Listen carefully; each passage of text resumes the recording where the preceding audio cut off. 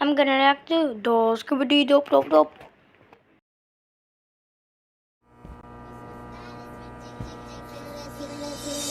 Skibidi dum dum dum, yes yes. Skibidi dum dum dim dim. Skibidi dum dum dum, yes yes. Skibidi dum dum dim.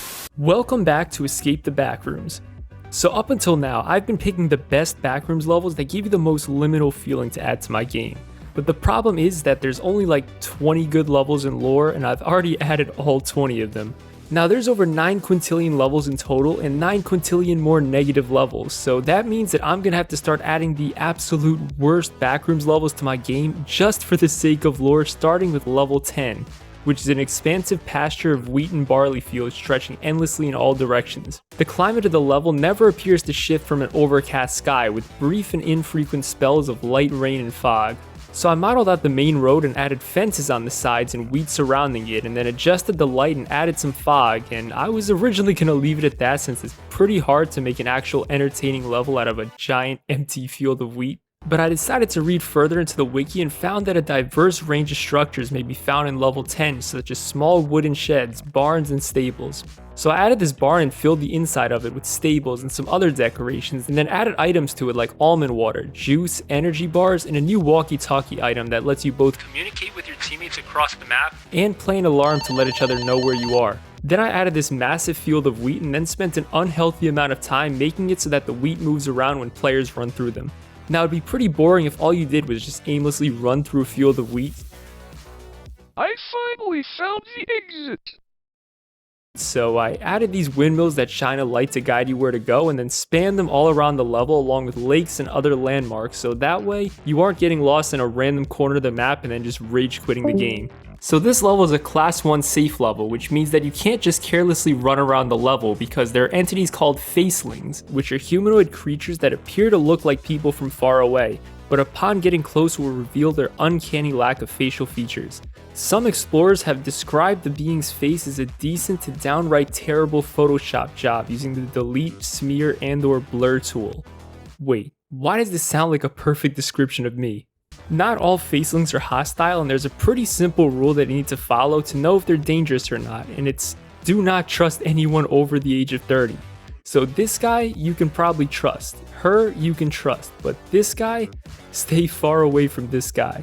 So I added this human model and then opened up Photoshop and used the delete, smear, and blur tools to remove his face, and then added it to the game and made them wander around cutting down wheat with their chainsaw patrolling the level. So the next level I'm going to add is level Moai.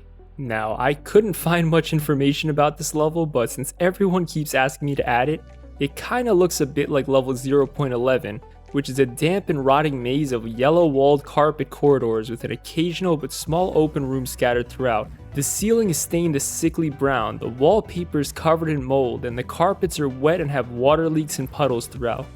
So think of it as level 0, but they went on vacation and forgot to turn their dehumidifier on, and it just got totally destroyed and rotten. So I blocked out the level and added the original level 0 textures and then made them really dirty and added puddles, water leaks, and some fog throughout the level, and then scattered these Easter Island heads around. Now for anyone unfamiliar with lore, these statues might look harmless, but if you look away from them for even a split second, they'll crush you. Now this level is a class 4 danger level and not only contains entities that are hunting you down, but also is extremely dangerous due to the thick moldy air that fills the entire level and damages people's lungs. So I added the entity from level 0 and made him quietly lurk around the hallways and made it so that your sanity drains extremely fast, so make sure you're constantly sawing down doors and collecting almond water and whatever other items you can find around the level. Just make sure you don't drink the liquid pain. Or not.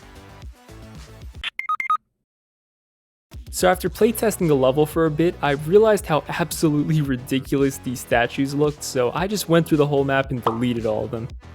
So before I add the next feature, which might be one of the most requested features ever, be sure to hit the like button and subscribe, because until we hit 1,000,000 subs, I'm stuck in the Backrooms. No, really, I literally am stuck here, so please like the video and subscribe so that I can finally no-clip back home. So the most requested feature I've seen almost everywhere is to change the player model, but it's a ton of work to change the player model and transfer all the animations, and it doesn't really add much to the actual gameplay, and I feel like the current player model is sort of good in a way. Even though the game is supposed to be scary, the player model always makes people laugh. especially the goofy animations and... So I got this model here which basically just looks like an RTX On version of the old model but still has the same style. Then I adjusted the looking up and down animations to make it more realistic, and I'm gonna be honest, I feel like it just makes the player look soulless and generic, and it's not gonna be that funny anymore in game. So let me know down in the comment section what you guys think should happen. But speaking of a change that 100% needed to happen immediately, I decided to finally fix VR mode for the 5 people that can actually afford a headset that can play this game without exploding. Now the problem with VR mode is that I've never made a VR game before or even played one, so I was going in completely blind and I honestly thought it'd be pretty easy to add. But it turns out that making a VR game is actually really hard, especially when it has to seamlessly work in the existing game with normal players. So after taking an entire month to try and make it work, I finally added it. Well, sort of. Because the problem is that I was testing it while sitting at my desk the entire time, and it somehow never occurred to me that people were going to stand up and actually move around in real life while playing it, which just completely broke the game. So I decided to finally sit down and watch a bunch of tutorials and made it so that you can freely move around your room and turn your head without your arms breaking, and also had a few people with different headsets test it out, so hopefully now you can play the game without getting motion sickness on every major headset. Hey, VR mode isn't working on my Pixelpic 4K Pro 144Hz headset. It's pretty common, like 10 people have it, and it comes with a haptic feedback suit and 18 different sensors you put on to track your body, and it looks... So the next level I'm going to add is probably the most important one in lore, and it's level 399, which is a seemingly endless arcade that has an appearance and layout resembling most arcades in the front rooms, such as food courts and playrooms. It contains a plethora of arcade machines running many games like a typical arcade, and the outside area contains a parking lot with streetlights. So I modeled out the parking lot and outside area of the arcade, and then modeled out the interior lobby area and the massive arcade inside of it. Now the reason this is the most important level in the entire game is because it's the single most prominent safe haven in the entire backrooms, and there's some rumors that it actually contains an exit to finally escape the backrooms. Now I'm not going to spoil how you can escape since it'll be coming in the next update, but it's going to be pretty tricky, so make sure you're ready to try and figure it out. And also exiting the backrooms from this level brings you to Buffalo, New York, so it might be better to just stay inside than have to go there. So the next level I'm going to add is the snack rooms, which is a safe level filled with bars from the 1600s that are filled with food and other supplies. So I modeled out this bar and added a ton of almond water and other items around the level.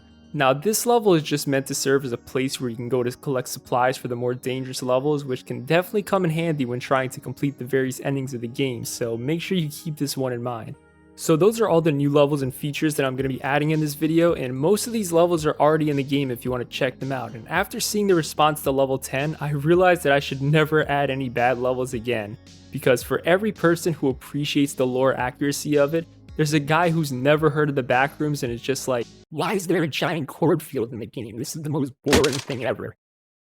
So from now on, I'm only going to add good levels, and I've already started working on revamping a few of the older levels along with some extra features that I don't want to reveal yet, so be sure to subscribe and hit the bell notification icon so you won't miss my next videos where I add them. Bruh, I ain't got no chill.